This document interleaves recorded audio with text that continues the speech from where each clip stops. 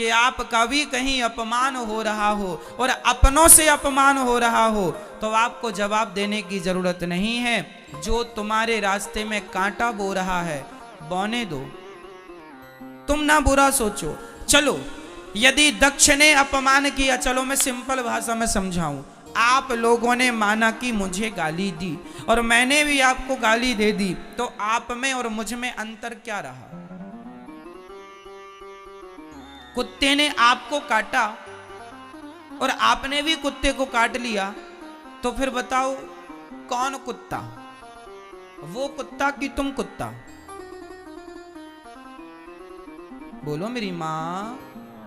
देना है कहा नहीं देना, यह भी एक समझदारी का विषय ही है। सबको जवाब नहीं दिया जाता है ना। क्या जवाब दें हम इनको? तुम ना दो, भगवान दे देंगे जवाब। जब तुझसे ना सुलझे तेरे उलझे हुए धंधे, तो भगवान के इंसाफ पे छोड़ दे ए बंदे। वही तेरी मुश्किल आसान करेगा, जो तू ना कर सका वो भगवान करेगा। छोड़ दो उस पर, सबका उत्तर देना जरूरी नहीं होता। शंकर जी को गालियां मिली, शंकर जी ने कोई उत्तर नहीं दिया। भगवान कृष्ण को गालियां मिली शिशुपाल के द्वारा, कोई उत्तर नहीं दिया। 100 गालियां हुई, सिर काट दिया। आप भी जवाब ना दिया करो। सास बोलती है, बोल, उसका स्वभाव है बेचारी का, बोल रही है। सुनने की आदत, सुनने का अभ्यास करो, ज्यादा से ज्यादा सुनो। और सुनो, अपना अपमान भी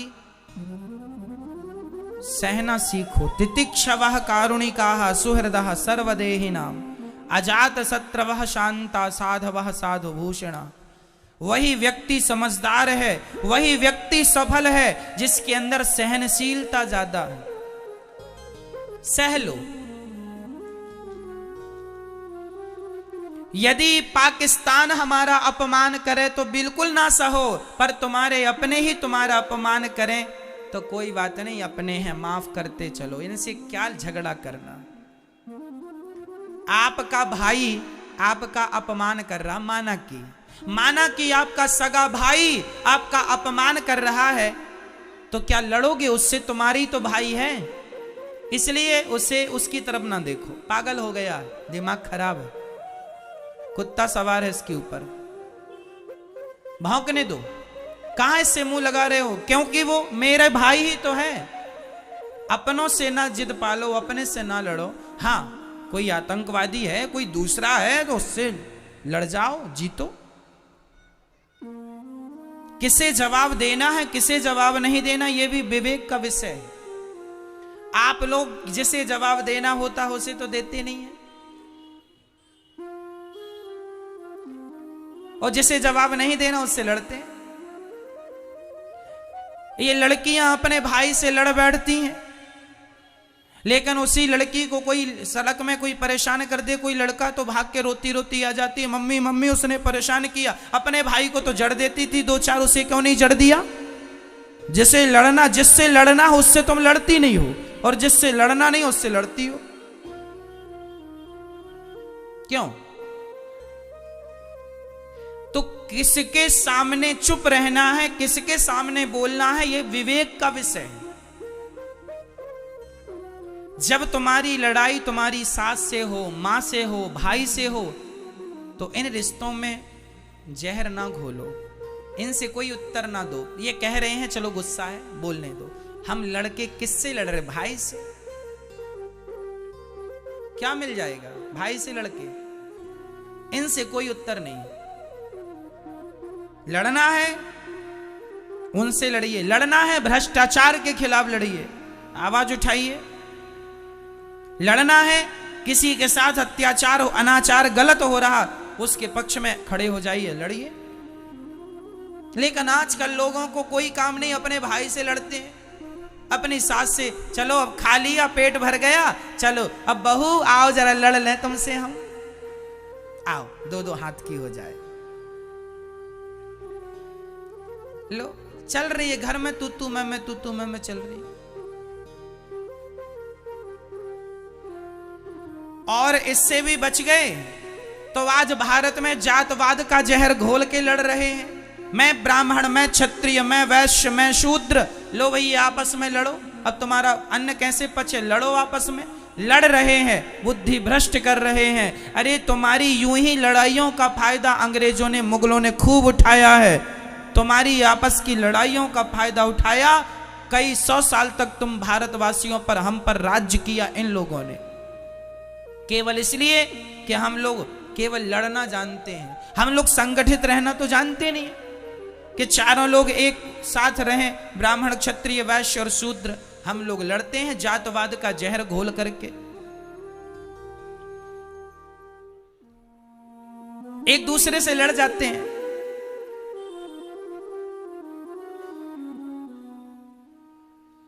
ऐसे ही लड़ो आपस में। कल फिर कोई और आएगा तुम्हारे देश में कब्जा कर लेगा, फिर करना उसकी गुलामी। आदत हो गई है गुलामी करने की तुम्हारी, कभी मुगलों की कभी अंग्रेजों की। अब ऐसे फिर लड़ो, फिर करना किसी की गुलामी। मेरी मां, मेरे नौजवान दोस्तों, जाग जाओ, सबको गले से लगाओ। कोई जातवाद नहीं है। गुर्जर कहता है मैं बड़ा, जाट कहता है मैं बड़ा, ब्राह्मण कहता है मैं बड़ा, क्षत्रिय कहता है मैं बड़ा। वो फलाने गुर्जर और जाट आपस में लड़ जाते हैं। क्यों लड़ती हो? तुम दो थोड़ी हो, तुम एक हो। क्षत्रिय और वैश्य आपस में लड़ जाते हैं, तुम दो हो क्या? अरे ऐसे ही लड़ते रहोगे तो कैसे काम बनेगा? आज बहुत सारे मुसलमान लोग ना हिंदुओं के नाम की फेसबुक में आईडी बना लेते हैं और वो जाट बन गए, अपने आप को जाट बन के गुर्जर को गाली दे दी, एक ने गुर्जर बन के जाट को गाली दे दी। वो है मुसलमान और लड़ा रहे हैं हम सबको, लो आप और हम लड़ रहे हैं अज्ञानवश। खूब ऐसा चलता है। क्षत्रिय लोग ब्राह्मणों को गाली दे देते हैं, ब्राह्मण लोग क्षत्रियों को गाली देते हैं। गाली ना हम तुम्हें देते हैं ना तुम हमें देते हो। तीसरा ही मंथरा, कैकेयी और दशरथ जी में कोई भेद नहीं था, भेद पैदा करने वाली ये मंथरा है। उसी तरह आज भी समाज में कुछ लोग भेद पैदा करने वाले हैं।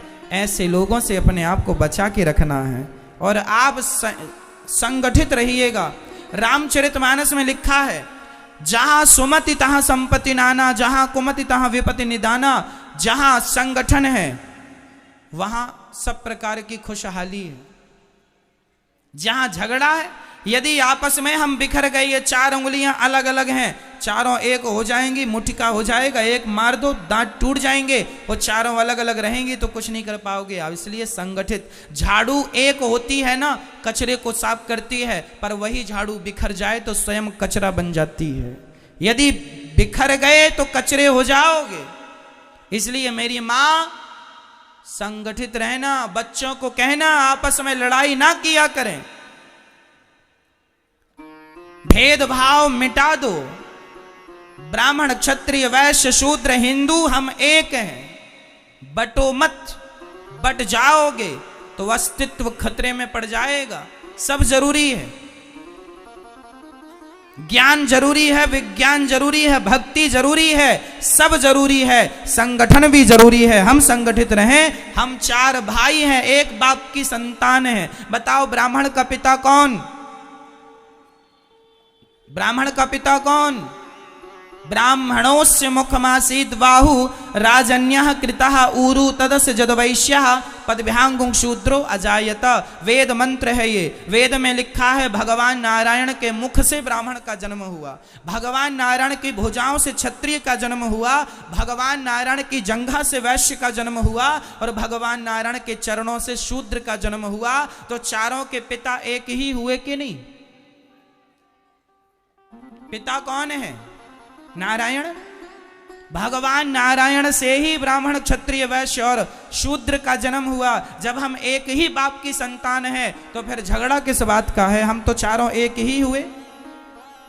गुण कर्म विभागशः, केवल आदमी के गुण कर्म के कारण विभाग हो गए। भगवान ने कह दिया एक पिता के विपुल कुमारा, एक बाप की चार संतानें थी, एक बेटा जरा ज्ञानी था तो बेटे का नाम रख दिया ब्राह्मण। क्या नाम रखा? ये ब्राह्मण है। एक बेटा ज्यादा युद्ध कौशल था, युद्ध में कुशल था, नाम रख दिया क्षत्रिय। एक जरा पैसे पे जरा ध्यान था तो नाम रख दिया वैश्य। और एक बेटे का सेवा में मन था, तीनों का सहयोग करता था, तीनों से प्यार करता था, उसका नाम रख दिया शूद्र। एक्चुअली शूद्र जात नहीं है, ब्राह्मण जात नहीं है, क्षत्रिय कोई जात नहीं है। ये तो हमारे बाप दादों के नाम थे। ब्राह्मण नाम का आदमी था, उसकी जितनी संतान हुई तो ब्राह्मण के नाम से जानी गई। क्षत्रिय नाम के आदमी की जितनी संतानें हुई क्षत्रिय के नाम से। हम लोग एक ही पिता की संतान है, मूल में पिता एक है, नारायण। केवल व्यवस्थाएं बनाने के लिए 4 विभाग किए गए कि ब्राह्मण वेद बचाएंगे, क्षत्रिय अपना देश बचाना, वैश्य पैसा बचाना और शूद्र इन तीनों का सपोर्ट करना।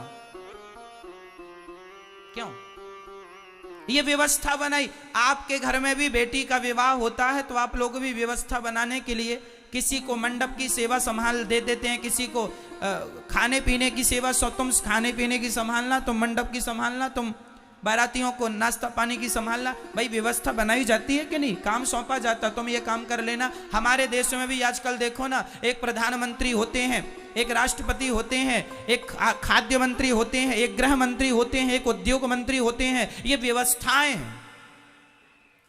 उद्योग का काम करना है, उद्योग मंत्री से मिल लो, और दूसरे काम है तो इन मंत्री से मिल लो, उन मंत्री से मिल लो। क्यों भाई? ये व्यवस्थाएं हैं। फलाना मंत्री, फलाना मंत्री, फलाना शिक्षा का संबंध है तो शिक्षा मंत्री से बात करो। पैसे की दिक्कत है, वित्त मंत्री से बात करो। क्यों? ये व्यवस्थाएं हैं। उसी प्रकार भगवान ने व्यवस्थाओं के लिए 4 लोगों को बनाया, ब्राह्मण, क्षत्रिय और वैश्य। 4 एक ही बाप की संतान है, लेकिन अज्ञानता इतनी आ गई कि हम लोग आपस में आगे चल के लड़ने लग गए। मैं ब्राह्मण हूं, मैं क्षत्रिय हूं, मैं वैश्य हूं, मैं शूद्र हूं। अब जरूरत नहीं है इसकी कि मैं ब्राह्मण हूं, मैं क्षत्रिय हूं, मैं शूद्र हूं। बस जरूरत इसकी है कि हम सनातनी हैं, हम भारतीय हैं। गर्व से कहो हम हिंदू हैं, हम हिंदू हैं, हम हिंदू हैं। धरा ये जिस पर घूम रही, हम उसी केंद्र के बिंदु हैं। गर्व से कहो हम हिंदू हैं, हम हिंदू। तुम बट गए जातवाद के नाम पर, फिर तुम पर कोई हमला करेगा।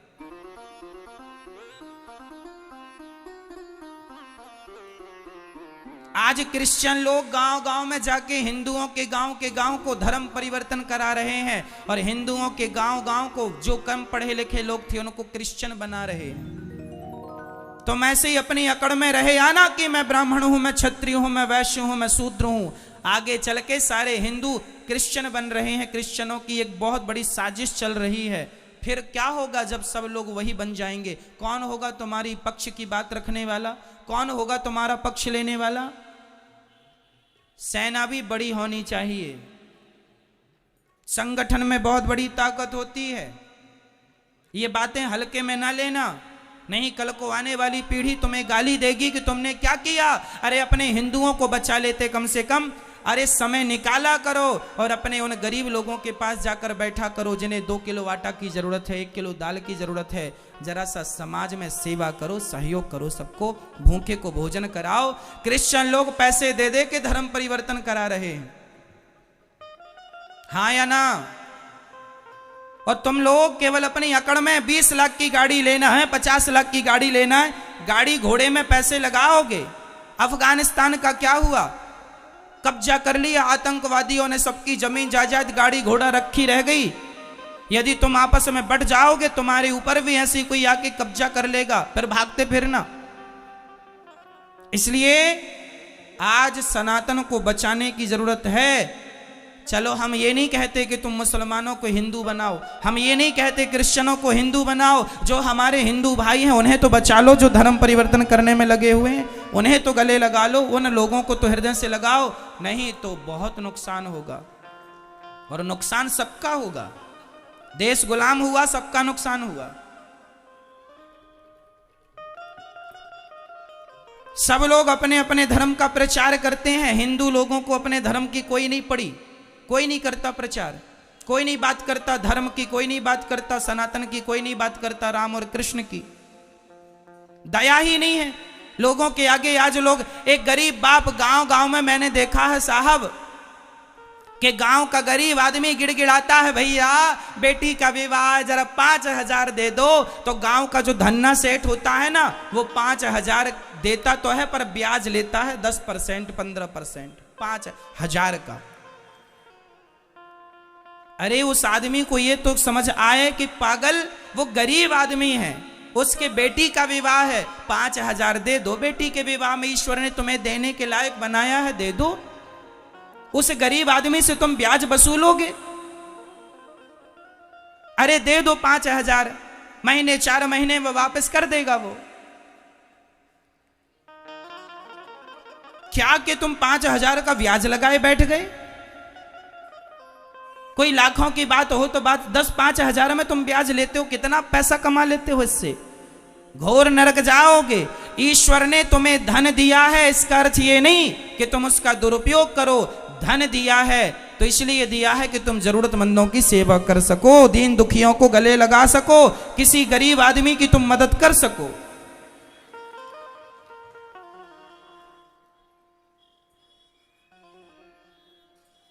जीवन में ईश्वर ने दिया है, परोपकार करना चाहिए, घटता नहीं है। याद रखना, लिख के रखना, दान करे धन ना घटे, लिखा है ये। बोलो, दान करे धन ना घटे, जो सहाय रघुवीर, पंछी के पीर, घटे न सरिता नीर। प्यासे को पानी पिलाने से नदी का पानी कम नहीं होता,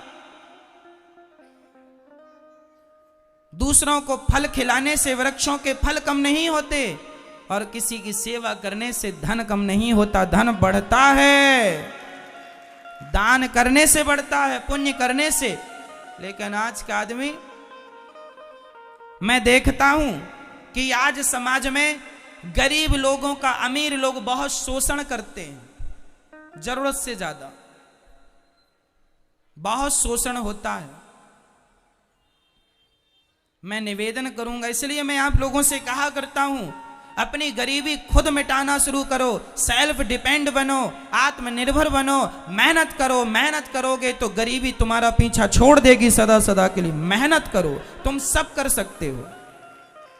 खड़े हो जाओ, और देश की गरीबी तब दूर होगी जब 135 करोड़ लोगों की गरीबी दूर हो जाएगी। प्रत्येक व्यक्ति अपनी अपनी गरीबी दूर कर ले, अपने आप मेरे देश की गरीबी दूर हो जाएगी। सोने की जरूरत नहीं है मेरी मां। धर्म का प्रचार किया करो, कह दो लोगों से, बाद में लड़ लेना, अभी संगठित रहो, लड़ने की जरूरत नहीं है। यदि हम आपस में लड़ बैठेंगे तो देश को कौन संभालेगा? कोई भी बाहर वाला अपने घर से हमें निकालेगा। दीवानों, जरा होश करो मेरे देश प्रेमियों। बताओ, अंग्रेज कब भागे भारत से? 15 अगस्त 1947 को अंग्रेज लोग भाग के गए।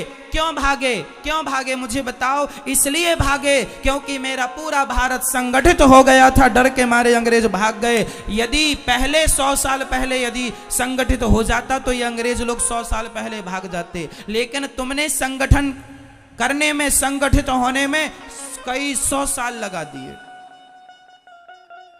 कई 100 साल लगा दिए संगठित होने में। और संगठित जिस दिन हो गए, भाग गए कि नहीं अंग्रेज? हाँ या ना? फिर कितनी बड़ी ताकत है संगठन की, इसलिए संगठित रहना मेरी माँ। और जातवाद कोई लेके आए, घुसने ना देना घर में। कोई जातवाद नहीं, हम सब एक हैं। हमारे गांव का ब्राह्मण भी, क्षत्रिय भी, वैश्य भी, शूद्र भी, मैं अपने गांव जाता हूं ना, तो मैं अपने गांव में सबसे मिलता हूं, सबसे राम राम करता हूं। ब्राह्मण हो, क्षत्रिय हो, वैश्य हो, शूद्र हो, मैं अपने गांव के शूद्र भाइयों के पास जाके भी बैठता हूं और पूछता हूं कि तुम्हें कोई जरूरत तो नहीं है। गरीब परिवार की बेटियां यदि दिखती हैं मुझे, मैं तुरंत कहता हूं कि जब इसका विवाह हो तो बता देना।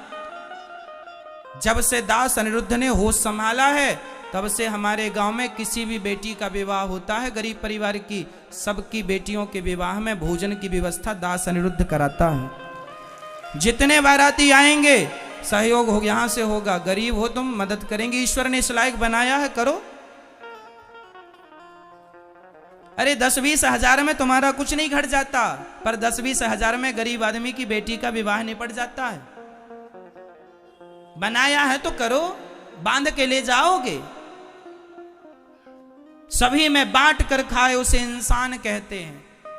मैं बताता नहीं हूं, न बताने की जरूरत है, पर जीवन में ईश्वर ने योग बनाया है तो आपको करना चाहिए।